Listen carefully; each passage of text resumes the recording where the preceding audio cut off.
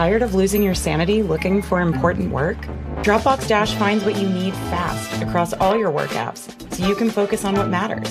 Dash means less time searching, more time creating. Learn more at dropbox.com/dash. Saturday presents, in the red corner, the undisputed, undefeated Weed Whacker Guy. Champion of hurling grass and pollen everywhere. And in the blue corner, the challenger, extra strength Saturday. Eye drops that work all day to prevent the release of histamines that cause itchy allergy eyes. And the winner by knockout is Saturday. Saturday, bring it on. Your burger is served, and this is our finest Pepsi Zero Sugar. Its sweet profile perfectly balances the savory notes of your burger. That is one perfect combination. Burgers deserve Pepsi. Evio. 667 Broadway in Manhattan sits just south of West 3rd Street on the exact dividing line between the Greenwich Village and NoHo neighborhoods. It was here, at the corner of Broadway and Bond Street, that New York City's first theater, the Winter Garden, opened its doors in 1850. The Winter Garden Theater, as we know it today, has been in operation since 1911 in the theater district some 3.5 miles to the north. But in 1864, the original Winter Garden was the epicenter of American theater. Styled after the great theaters of Europe, the biggest and most respected names in show business performed at the Winter Garden. It was at this location, 667 Broadway, on November 25, 1864, that an historic evening of American theater took place. The reviews were nothing short of astounding. The accolades seemed without end. The most important critics of the day were all in agreement that the performance of Shakespeare's Julius Caesar, a benefit to raise funds for a statue in Central Park, was surely to be remembered. It was a performance that all others were to be judged against for as long as actors dared tread the boards anywhere in the world. The statue, to be erected with the funds from the triumphant benefit show, was of William Shakespeare himself, while the cornerstone of that monument had already been laid earlier in 1864. Various events, including the Civil War itself, would delay the creation and placement of the statue until 1872. Shakespeare's statue still stands proudly to this day in Central Park on the Literary Walk at the south end of the mall near 67th Street. In order to raise the necessary money for the project, the Winter Garden Theater would charge the astronomical sum of $5 per ticket. But the show was well worth the steep admission fee. After all, it was the first and only time that the three Booth brothers would share the stage. Welcome back to the Ides of April. I'm Alec Baldwin. Episode 3, Joy Cometh in the Morning. The one-night engagement of Julius Caesar in late 1864 rewarded audiences with ample star power for their money. Junius Jr. Booth was cast in the role of Cassius. Edwin Booth would play the assassin Brutus, and John Wilkes led the bill as the honorable and passionate Mark Antony. John Wilkes did not play the role of Brutus. Author Walter Starr. But that was the role that John Wilkes very much had in mind for what he was doing as he pulled the trigger and killed Abraham Lincoln and jumped on the stage and shouted, "Sic semper tyrannis." He was being Brutus, and he wanted everyone to know that he had been Brutus. The war was winding down in 1864, with the South desperate for fresh supplies and even more desperate for an influx of young men of fighting age to join the ranks of Lee's army. The North, meanwhile, was looking for one last decisive blow that would finally secure victory and end the bloodshed in the Union's favor. Loyalists to the Confederate cause were willing to try anything to turn the tide of inevitability, including an attempt to burn the city of New York to the ground. If you're familiar with modern-day New York City, Central Park begins at 59th Street in Midtown Manhattan and extends 3.5 miles north to 110th Street. Central Park was barely 7 years old in 1864 and represented the northernmost border of Manhattan. The remaining two-thirds of the island were simply undeveloped wilderness. The city proper was confined to about 6 square miles, surrounded by water on 3 sides and lacking a robust fire response. Burning the city to the ground wasn't that far-fetched of an idea. Some rebels tried, in fact, to set fire to New York City during the performance of Julius Caesar. The building next door to the Winter Garden was set ablaze and entirely destroyed. There were a few strained minutes of panic in the crowd as word spread of Confederate spies burning the city. But Edwin Booth, in his full Roman regalia, stopped the performance and took a few minutes to address the audience directly. He assured the crowd that they were in no immediate danger and they should relax and enjoy the show. That was an extremely dangerous claim to make when, in fact, the opposite was likely true. The audience were in incredible danger, and based on police reports from the day, it was nothing short of miraculous that the theater didn't burn. The incident was a good illustration of the power of celebrity, that it could calm a nervous crowd on the verge of panic. Despite the overwhelming events of the production itself, the Julius Caesar after-party would provide even more historical context to our story. According to sources, John Wilkes and his brother Edwin got into a heated argument in which Booth admonished his brothers for not enlisting in the Union Army and fighting for the North. The cause seemed so important to them both, John Wilkes would point out. Lincoln had only won re-election 2 weeks earlier, and the war seemed all but won. Edwin and Junius Jr. were pleased with this outcome. John Wilkes was decidedly not. Things became heated as Booth questioned the bravery of his brothers, to which Edwin asked, "Are you calling us cowards?" John Wilkes' response was very telling in retrospect.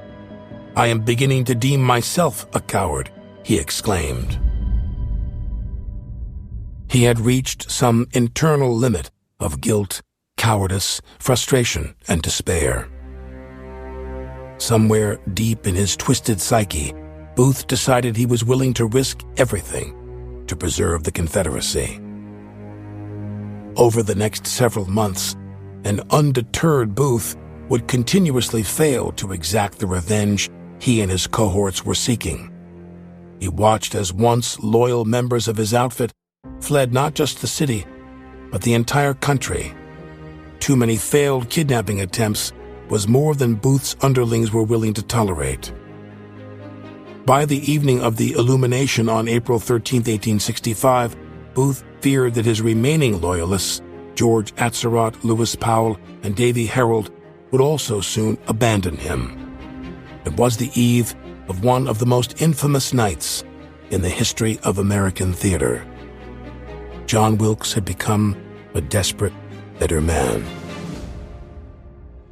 He was willing to do whatever was required of him to convince the brave soldiers still fighting for the Southern cause to stay in the fight. Quote, "If anyone wants to do it, no amount of protection is enough. All a man needs is a willingness to trade his life for mine." Those words would be spoken nearly 100 years after Lincoln's tragic demise by President John F. Kennedy.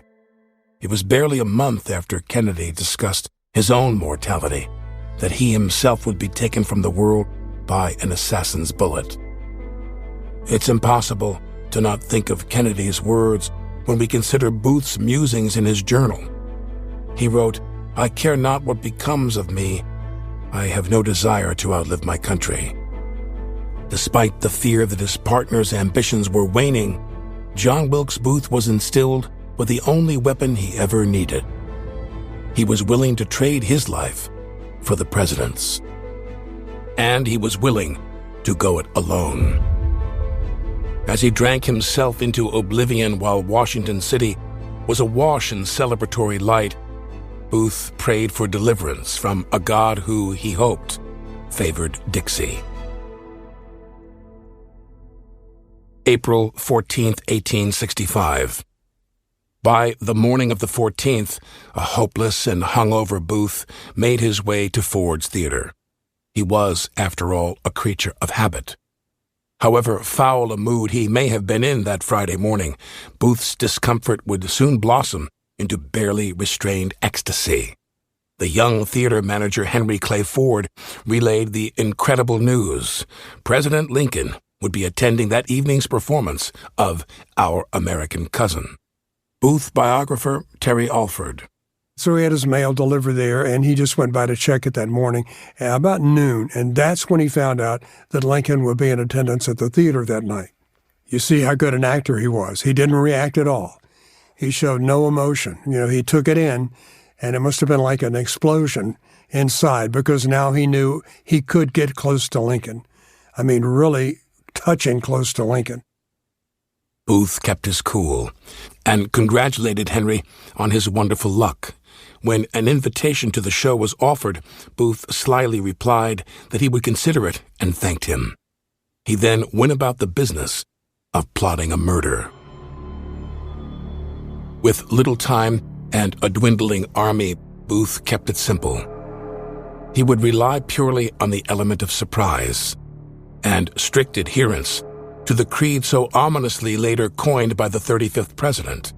All a man needs is a willingness to trade his life for mine. The circumstances were perfect for Booth.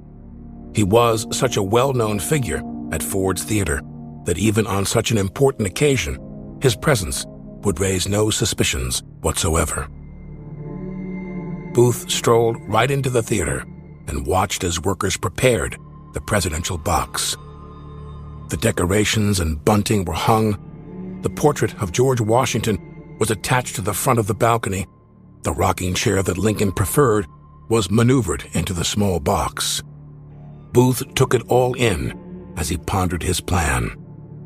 He made his way up to the balcony level and fully examined the private box that Lincoln and his guests would soon be occupying.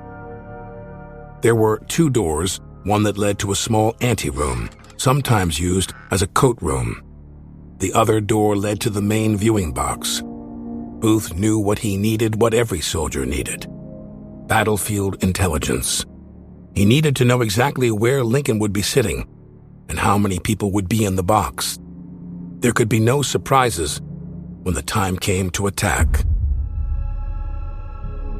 He would also need to prevent entry into the anteroom from the main hallway in the event that he arrived too early and needed to wait without fear of being discovered.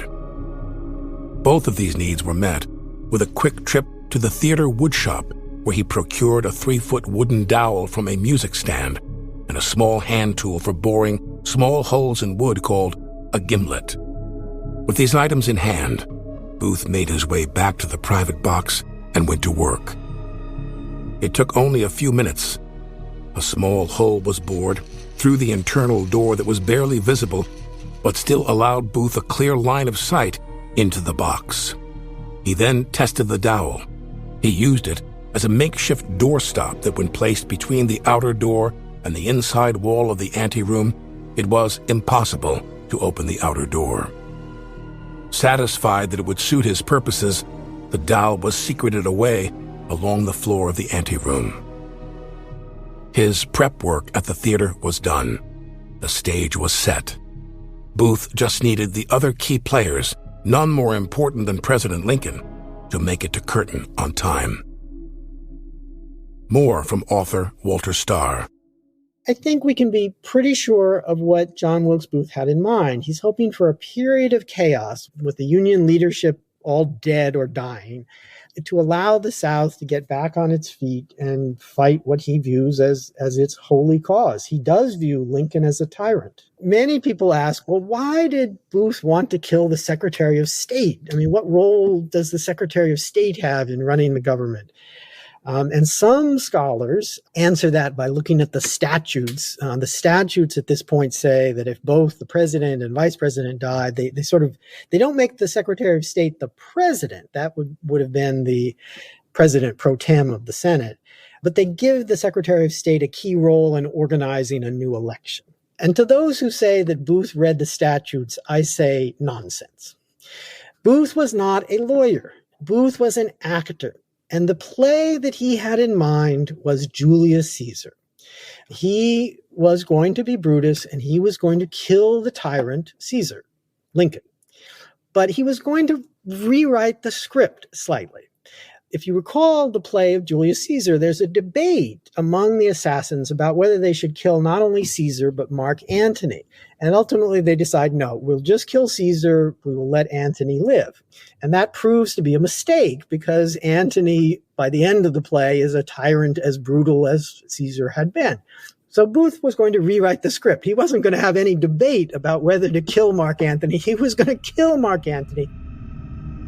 Booth would spend the rest of that morning and early evening in the planning stages of what he considered the crowning achievement of his life. He gathered his remaining compatriots, Atzerodt, Powell, and Harold, to relay the news. Fate had gifted him the rarest of opportunities. Booth knew it must not be wasted. Unlike previous attempts, his master plan this time was uncomplicated and straightforward. No need for kidnapping restraints or negotiated prisoner exchanges. They were going to kill people. Booth would take care of the president. Meanwhile, Atzerodt planned to assassinate Vice President Andrew Johnson in his home at the Kirkwood House. Atzerodt would enter the lobby, walk up the stairs, and simply knock on the door. When Johnson answered, Atzerodt would shoot him in the chest and bolt. A third target was Secretary of State William Seward. It was well publicized at the time that Seward was recuperating in his home after the carriage accident.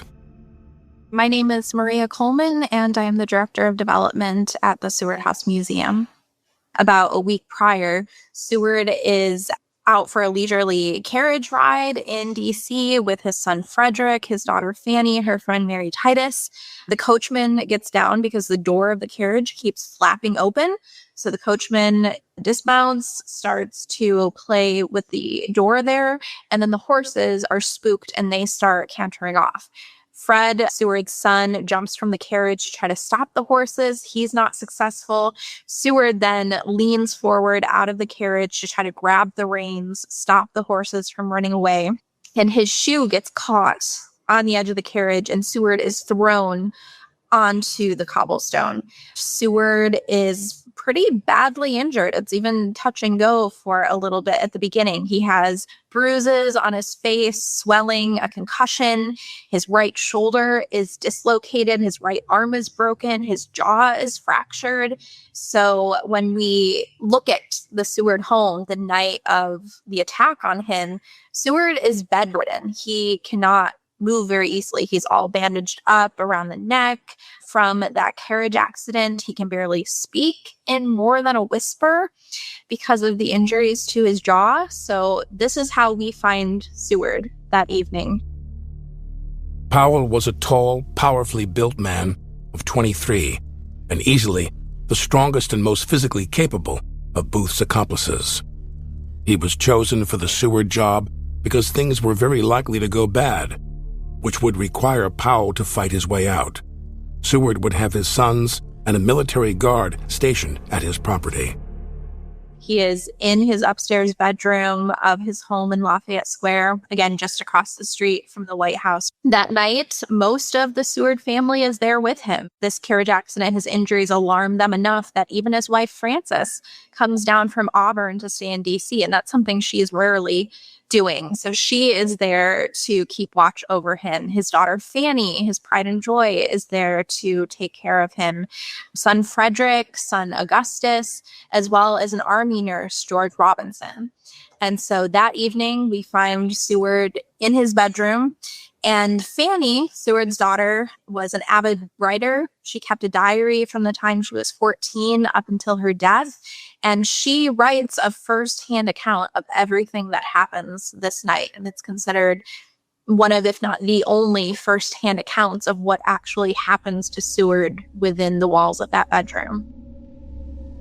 Powell planned to gain entrance to the Seward home by disguising himself as a delivery boy from the local pharmacy with medicines for the secretary.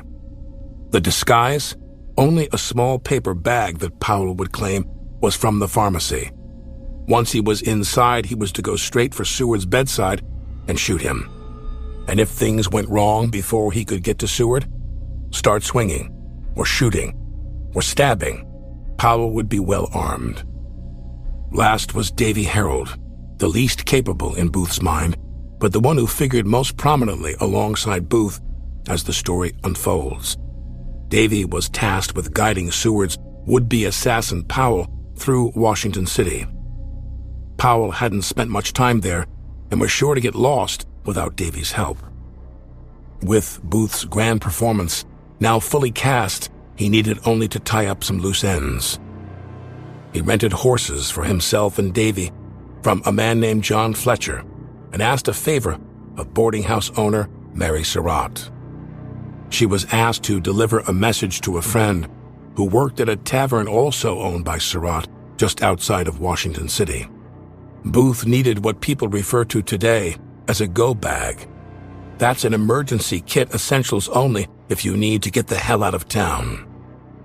Booth was requesting weapons, food, maps, and binoculars. He would explain why when he arrived later that evening. Mary rode out to the tavern as requested, a favor that would ultimately seal her fate.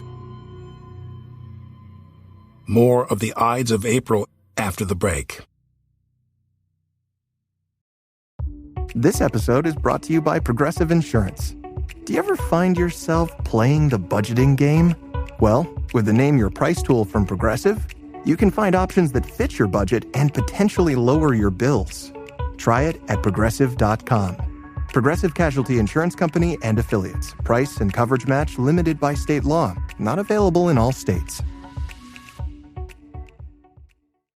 Hey, I'm Bruce. And I'm Jeff. We're here to tell you a little about our new podcast called Taboo Treasures. In Taboo Treasures, we explore the human obsession with objects of extreme rarity and infamy. Yeah, we're going to get into Barbie, Hitler, one-of-a-kind soccer ball. And, of course, drugs, guns, murders. And cults. We hope you'll join us and learn a little and maybe even laugh a little while we tell you some of the stories behind the stories you only think you know. Back at his hotel, Booth was preparing for the most important performance of his career. He dressed himself head to toe in black and pulled on his tall riding boots. He groomed himself perfectly, taking extra care to his mustache. We can imagine Booth looking at himself in the mirror, the inevitable pre-show nervousness in his gut. He was committed. He was sure of his plan and sure of his escape. He knew Secretary Stanton would send everything he had after him. But Booth and his team had packed light and would be riding fast. By the time the authorities could mobilize a response, he and his team would be hidden safely away in the vast network of Confederate sympathizers across the southern states and perhaps as far south as Mexico within a week or two, at least until things died down. In Booth's mind, he would only need to lay low until the Union Army's inevitable collapse and surrender after its complete loss of leadership. Only then would he reemerge as the deliverer of the Confederacy and cement his status as a legend. He exited the National Hotel for the last time into a cool spring evening and took his first steps towards history and infamy. As expected, the show at Ford's Theater was completely sold out. Also, as expected, the president and his guests were late. Joining the president in the box that evening were Major Henry Rathbone and his fiancée, Clara Harris. The presidential carriage arrived at the theater to much fanfare and in plenty of time for Booth's plan to work. The 3 assassinations were precisely coordinated. Each man would strike their target at exactly 10:15 p.m. Booth had estimated that the largest laugh in the performance of Our American Cousin would occur around that 10:15 mark. Booth planned to fire the fatal shot during the roaring laughter in the hopes that the pistol's blast would be drowned out. He had been waiting at Ford's staying out of sight for the president's arrival. With over an hour remaining until the moment would be upon him, he walked next door to the Star Saloon to calm his nerves. Meanwhile, at the Kirkwood House, there was no vice presidential residence in those days. There was no Secret Service. So, we're just talking about a commercial hotel. And there was no little electronic key card system to prevent you from going up the stairs. There was no elevator for that matter, But Atzerodt thinks, a drink might be a good thing before, undertaking an assassination. And then he has another drink. And, instead of liquid courage, he has liquid doubt. By 9:30 p.m., George Atzerodt had been trying to find his courage in the bottom of a bottle for over an hour. It wasn't working. He had completely lost his nerve and was leaking confidence. He wondered if his accomplices were feeling the same. Not far away, Lewis Powell and Davy Harold had found an out-of-the-way spot across the street from the Seward home and were content to wait patiently for the final 30 minutes before it was time to strike. Lewis kept a close eye on the comings and goings at the Seward house, while Davy was more interested in taking in the view of a different house. Just a stone's throw away, resplendent in the soft glow of the gas lamps that dotted Pennsylvania Avenue, the White House loomed large. It was 10 o'clock. Back in the Star Saloon, Booth was leaving to return to Ford's when, legend has it, he was stopped by a boozy patron who recognized him. "I know you. You're the actor, the young Booth," the man announced. He then added, "You'll never be the actor your father was." With an evil grin, Booth is rumored to have turned to the man and replied, "Sir, when I leave the stage, I'll be the most famous man in America." The theater was a godsend because if you think about it, there've only been two successful assassins, in my view, and that was Booth and Lee Harvey Oswald. And what do they have in common? They both let the president come to them. In other words, Oswald shot Kennedy from the book depository where he worked. And Booth, of course, shoots Lincoln at the theater where he had worked many times, too. And in a physical setting he was very familiar with. It was 5 minutes past 10 when John Wilkes Booth made his way back into the empty lobby of Ford's Theater. He could hear the performance, the sporadic laughter, and the footsteps of the actors on stage as he slowly climbed the stairs to the balcony. Booth had actually performed in that play, not at Ford's, but earlier in his career when he was acting in Richmond. He had been in that play probably a dozen times, so he knew it really well. And he knew, critical point, he knew when the stage would be basically empty. In other words, in scene 1 of the third and final act, there's only one person on stage at one point. There's almost no furniture. In other words, nothing to trip over, not a lot of props to dodge. And critically, it's a front scene. In other words, it was set very close to the footlights. So that would bring him right in front of the audience. With one person on stage, no impeding props and couch or benches to knock over or impede you. Only time, in fact, in the whole play, there's one person essentially on stage for any particular time. So he picked that particular point, I'm absolutely certain. There was just one last obstacle for Booth to navigate. Lincoln's guard was stationed outside the outer door to the private box. There was one man standing between Booth and, in his mind, victory for the South. By 10:13 p.m., George Atzerodt was trying to find his nerves. His quarry, just up the stairs, was unguarded and unaware of danger lurking nearby. Atzerodt took a deep breath, rose from his bar stool, turned and made for the stairs. When he reached the second floor, he walked right up to Andrew Johnson's door and checked his watch. 10:14. It was go time. Suddenly, Atzerodt couldn't do it. He was no murderer. Faced with the opportunity to assassinate the Vice President of the United States, George Atzerodt walked away. He was ashamed by his lack of bravery and worried about what Booth might think. Mostly, he was curious if his compatriots would prove more courageous than he. Lewis Powell knocked on William Seward's front door just before 10:15 p.m. The door was answered by a servant named William Bell. More from Walter Starr. As an actor, he's given him a prop and has given him a script. He's got a little bottle of medicine, which he shows to the footman, and he knows the name of Seward's doctor. It's been in the newspapers, and so Booth has given him that as well. And Booth has also told him to be very firm that the doctor has instructed him to give this medicine to Seward personally. Powell started his delivery boy routine, but was instantly foiled when Bell innocently offered his thanks and said he would take the meds to the secretary right away. Powell's mind was racing. He grew nervous and dropped all pretense in favor of the brutish thug he actually was. Powell uttered several racial slurs and pushed past the servant. He was met halfway up the stairs by Seward's son, Frederick. He's let into the house, no problem. They think nothing of his cover story. He makes it up to the stairs. Frederick is there, stops him on the staircase, inquires again, why is he here? The medicine. Fred says, he's laughing to himself, thinking, okay, he took the doctor's orders literally. He's supposed to give the medicine to Seward. You can just give it to me, it's fine, and go on your way. Powell is very insistent. No, he needs to personally deliver this to Seward's bedside. Fred isn't giving up. Finally, Powell makes like he's going to turn around, go back down the stairs, turns back around towards Fred.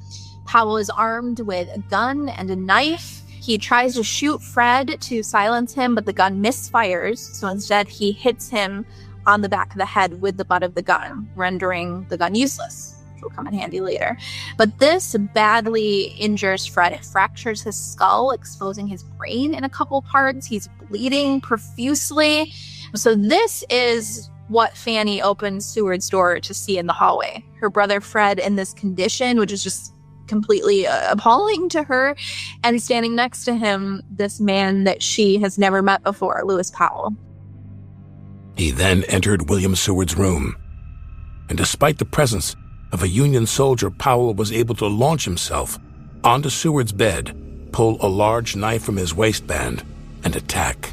And this is not a small knife. This is a substantial knife, a Bowie knife. It is now in the collections of the Huntington Museum here in California.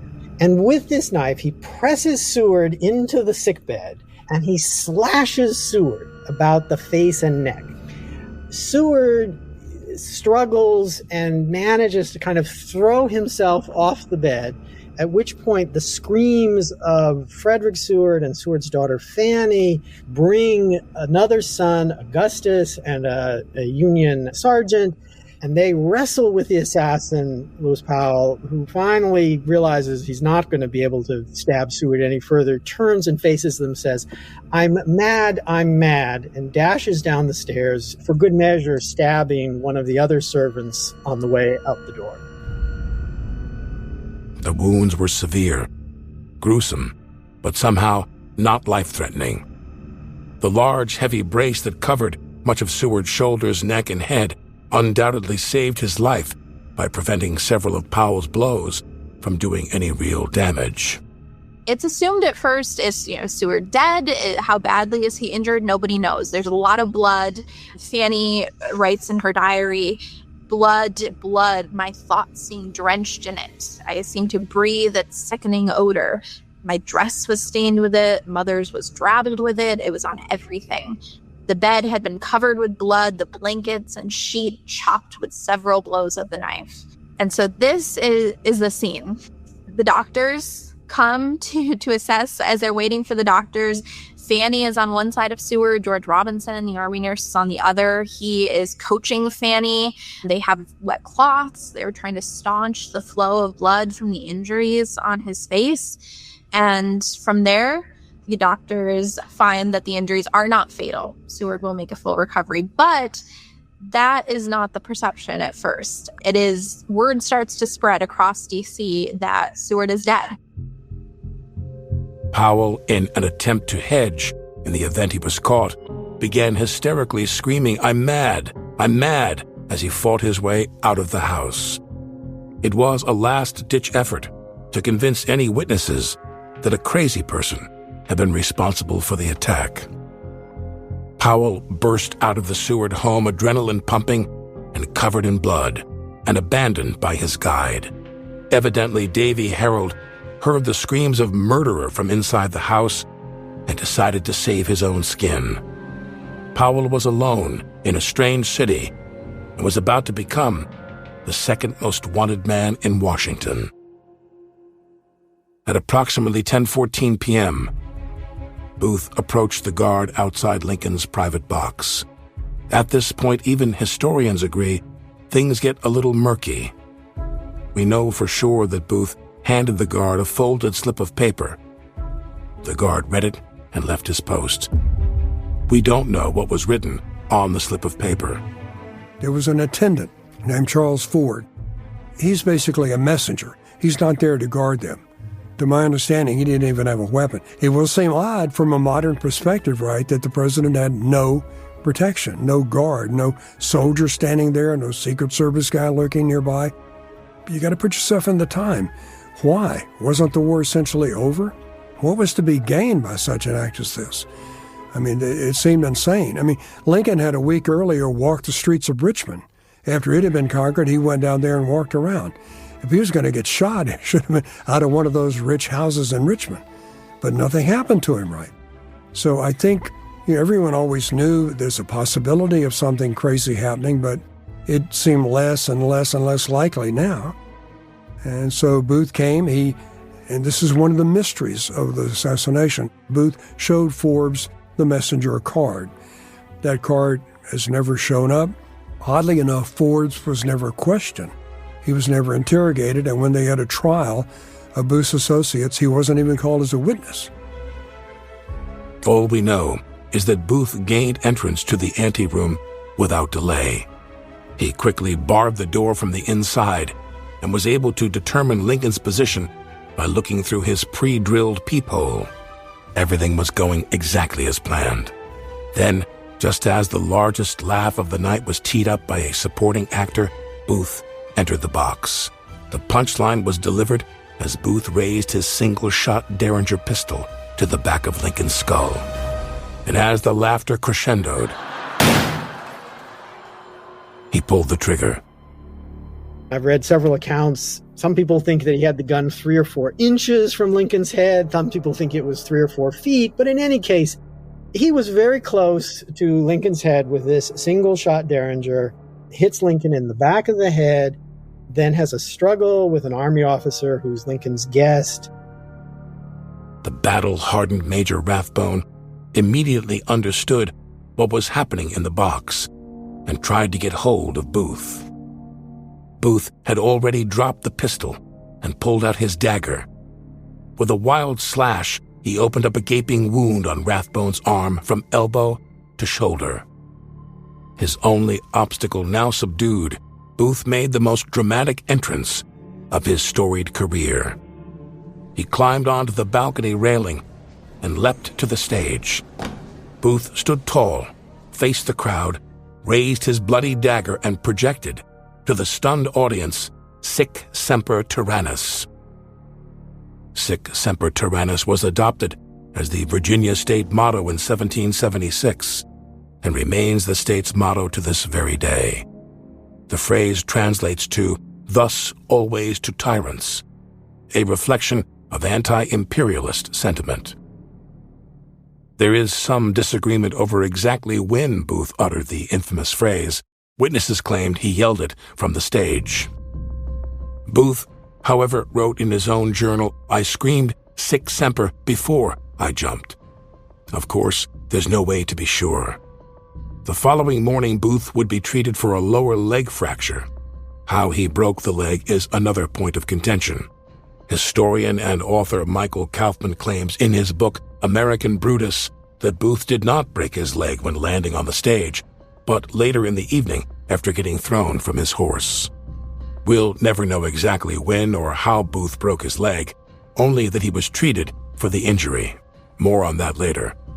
It was also reported that as he calmly exited the stage, Booth was heard proclaiming, "The South is avenged," and finally to a stagehand simply, I have done it." Booth hurried to the backstage exit and retrieved his horse from a stagehand. Earlier in the evening, he had tasked the stagehand with holding her for just a few minutes, and with that, the man that shot Lincoln escaped into the night. It's been reported that Booth was within inches of being apprehended as he mounted his horse, as at the time less than 1 minute had passed since the fatal shot was fired. While much of the audience was still confused, there were witnesses in Ford's Theater who understood exactly what happened. They knew Booth shouldn't be allowed to escape. One man in the audience, Joseph Stewart, knew a gunshot when he heard one. Stewart was a major from the Union Army and happened to be seated in the front row. He heard the shot and witnessed Booth land center stage before retreating through the backstage area. Major Stewart gave chase, but not being as familiar with Ford's Theater as Booth, he lagged behind for a few precious moments. When Stewart finally emerged from the stage door, he saw Booth mounting his horse. He ran towards the assailant and made a desperate lunge for the reins, missing by mere inches. Had Stewart been a step faster or a bit taller, the country likely would have been spared what was at that time the largest manhunt in U.S. history. The hunt for John Wilkes Booth was on.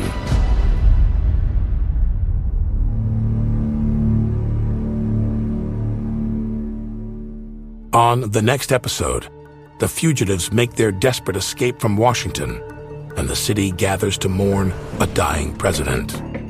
Secretary Stanton honors his fallen friend and leader before turning his fury towards John Wilkes Booth. That's next on the Ides of April. The Ides of April was created, produced, and written by Brandon Morgan. Our executive producers are Brandon Morgan and Matt Del Piano. Zach McNeese is our story editor, sound designer, and mixer.